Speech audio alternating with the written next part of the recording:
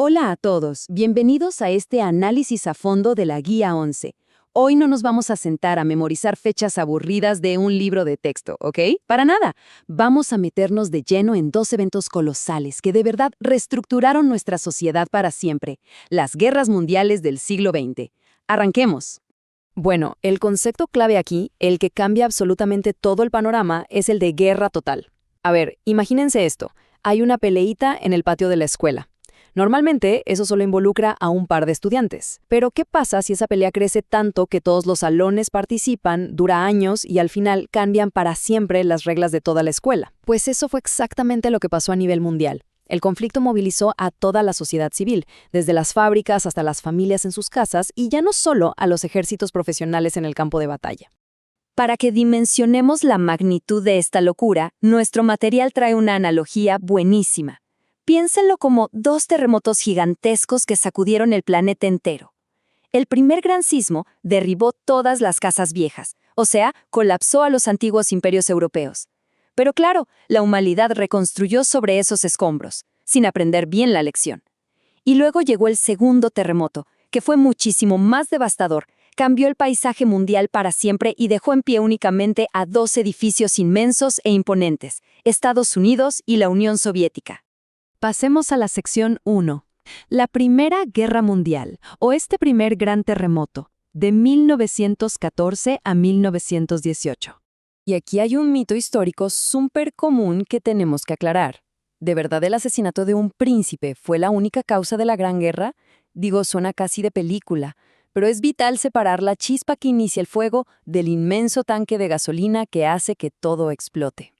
Porque, seamos sinceros, el asesinato del archiduque Francisco Fernando fue literalmente solo esa chispa inicial. El combustible ya estaba regado por toda Europa. Teníamos una mezcla súper volátil de nacionalismos extremos, alianzas militares secretas, una carrera armamentista que no paraba y muchísimas rivalidades imperialistas. Sin todo ese caos de fondo, ese asesinato jamás habría desatado una guerra de este tamaño. Y esto nos lleva a una de las ironías más, digamos, trágicas de este primer conflicto, que nuestra guía resume perfecto. Fue, en esencia, como intentar jugar un juego medieval, pero usando armas completamente modernas. Los países entraron al campo de batalla con una mentalidad vieja, totalmente ciegos a las nuevas reglas de destrucción masiva. Ese desajuste brutal fue la receta para el desastre. O sea, imagínense la escena. Por un lado, generales que glorificaban las tácticas del siglo XIX, como cargas de caballería majestuosas o infantería avanzando de frente en línea recta. Y por el otro, se topaban contra la pared del siglo XX, ametralladoras disparando cientos de balas por minuto, gases venenosos y el horror interminable de las trincheras. Una mortandad que la verdad nadie se imaginaba. Lo que nos lleva a la sección 2, avalancha y espacio vital. Este tenso periodo de entreguerras y su expansión. Ahora, para entender cómo se fue cocinando el segundo gran conflicto, tenemos que hablar de este concepto nazi, el Lebensraum o espacio vital. Volviendo a nuestra escuela, es como ese niño profundamente egoísta que de la nada decide que necesita todo el patio de juegos exclusivamente para él y sus amigos y empieza a sacar a los demás a la fuerza. Así mismito justificaba el régimen nazi su expansión agresiva. Decían que tenían un derecho casi inherente de tomar el territorio de otros para ellos poder prosperar. Y podemos visualizar la expansión alemana tal cual como una gigantesca avalancha. Empezó empujando piedritas pequeñas, como la anexión de Austria en 1938, y luego agarró más tamaño con la ocupación de Checoslovaquia. Pero claro, una vez que esa bola de nieve empezó a bajar, agarró una fuerza aterradora y arrasó con todo, hasta que invadieron Polonia en septiembre de 1939. Y el mundo fue tomado completamente por sorpresa. La estrategia militar había dado un giro de 180 grados. Pasamos de ese lodo estático de las trincheras a la Blitzkrieg, que significa literalmente guerra relámpago. Una táctica de ataques motorizados súper rápidos, tan abrumadores que simplemente no te dejaban ni parpadear para reaccionar. Entramos así a la sección 3, la Segunda Guerra Mundial, el segundo gran terremoto, de 1939 a 1945. Hay una frase en nuestro texto fuente que es súper sobrecogedora. Dice, Una partida de ajedrez mundial donde algunos jugadores decidieron destruir completamente las piezas del oponente y cambiar las reglas del juego para siempre.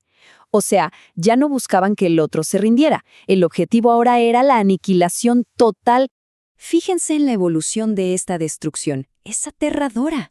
Mientras la Primera Guerra fue mayormente en territorio europeo y definida por trincheras, la Segunda Guerra fue una cosa verdaderamente planetaria.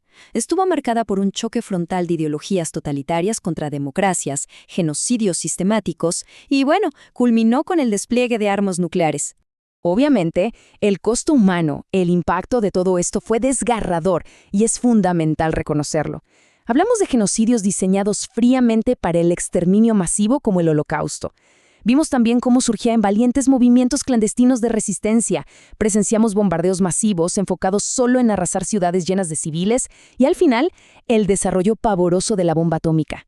Es justo por la inmensa gravedad de estos crímenes que hoy en día en muchas escuelas hacen simulacros de los juicios de Nuremberg.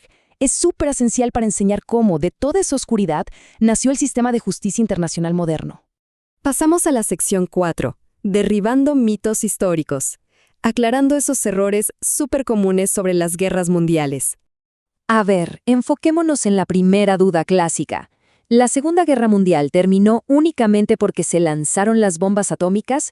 Se escucha muchísimo, pero plantearlo así nos obliga a escarbar un poquito más sobre cómo realmente se acabó este desastre.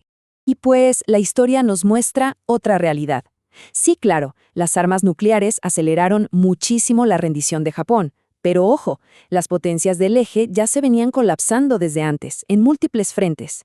No olvidemos que Alemania ya se había rendido incondicionalmente en mayo de 1945, meses antes de que siquiera se autorizara a usar esas bombas.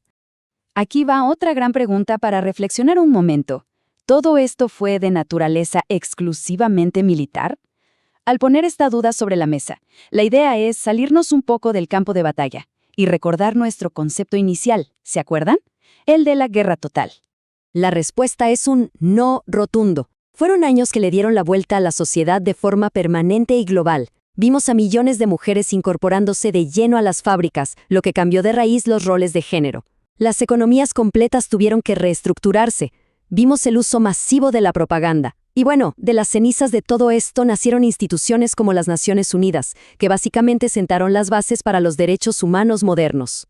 Así que para ir cerrando y volver a nuestra analogía de los terremotos, cuando el polvo por fin cayó a finales de 1945, el paisaje global estaba irreconocible. Literalmente solo dos enormes edificios quedaron en pie, Estados Unidos y la Unión Soviética. Estos conflictos prepararon directamente la cancha para lo que sería la Guerra Fría. Y bueno, para finalizar nuestra exploración, les dejo algo en qué pensar.